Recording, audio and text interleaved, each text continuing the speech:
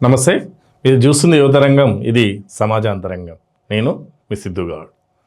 ఈరోజు మనం చర్చించబోయే అంశం దేశ రాజకీయాల్లో కీలకంగా ఉన్న నితీష్ కుమార్, బీహార్ సీఎం నితీష్ కుమార్, ఆయన రాజకీయ జీవితం గురించి.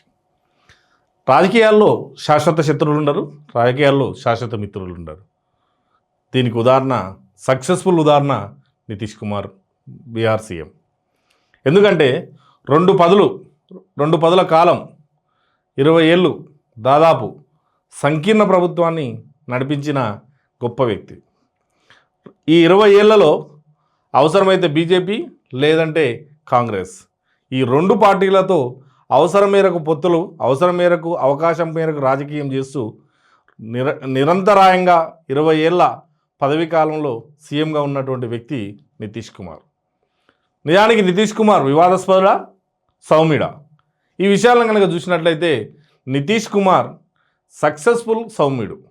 నితీష్ కుమార్ ఇతరులకు ఇబ్బంది పెట్టకుండా వెనుకబడినటువంటి బీహార్ ప్రాంతాన్ని అభివృద్ధి పదంలోకి తీసుకొచ్చినటువంటి గొప్ప వ్యక్తి నితీష్ కుమార్.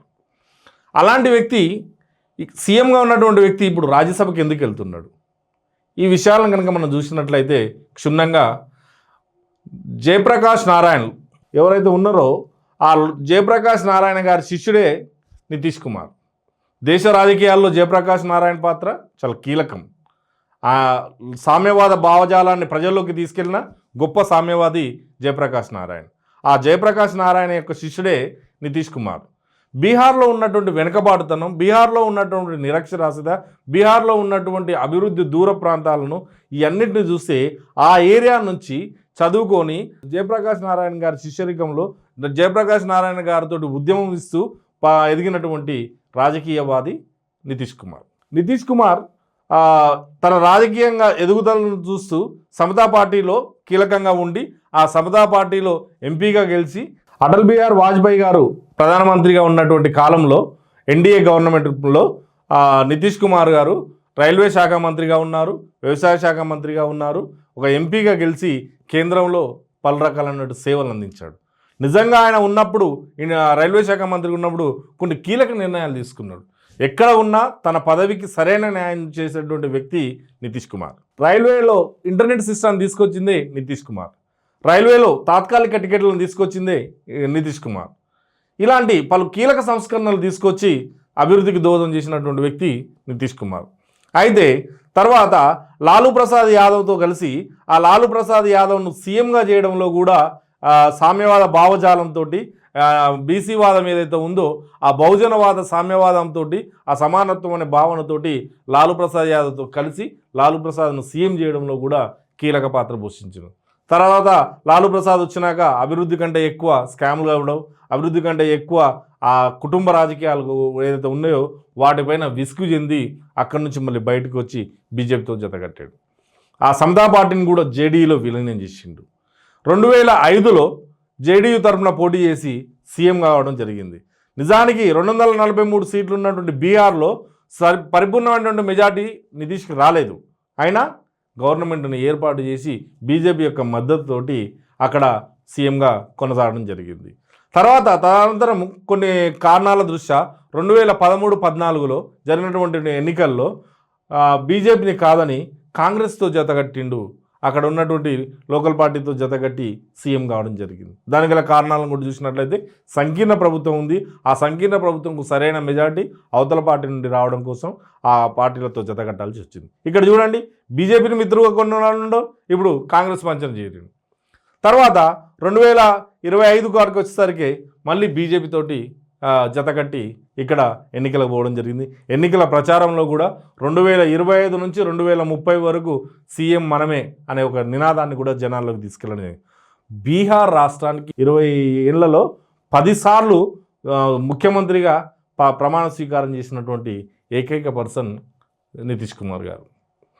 అయితే ఈ 25 నుంచి 30 వరకు కూడా నితీష్ కుమార్ గారు సీఎంగా ఉంటారని చెప్పి అందరూ భావించారు. నిజంగా బీహార్ని కనుక చూసినట్లయితే రాజకీయంగా చాలా అభివృద్ధి చెందింది, ప్రాంతీయంగా చాలా అభివృద్ధి చెందింది. బీహార్లో అక్షరాస్యతను తీసుకొచ్చిండు, బీహార్లో మహిళల గౌరవం తీసుకొచ్చిండు, బీహార్లో ఎక్కడ వెనుకబాటుతనం ఉందో, ఎక్కడ కరెంటు లేదో, ఎక్కడ మౌలిక సదుపాయాలు లేవో అక్కడ అన్నింటినీ కల్పిస్తూ బీహార్లో చాలా ముఖ్యమైన నాయకుడిగా, బీహార్లో తిరుగులేని నాయకుడిగా, బీహార్కు నితీష్ కుమారే దిక్కు అనే విధంగా చాలా గొప్పగా ఎదిగినటువంటి వ్యక్తి నితీష్ కుమార్. మరి అలాంటి నితీష్ కుమార్ సడన్గా రాజ్యసభలోకి ఎందుకు ఎంట్రీ ఇస్తున్నాడు? అసలు ఇప్పుడు ఏం జరుగుతుంది అంటే బీజేపీ ఇక్కడ ఒక కొత్త పాత్రను పోషిస్తుంది.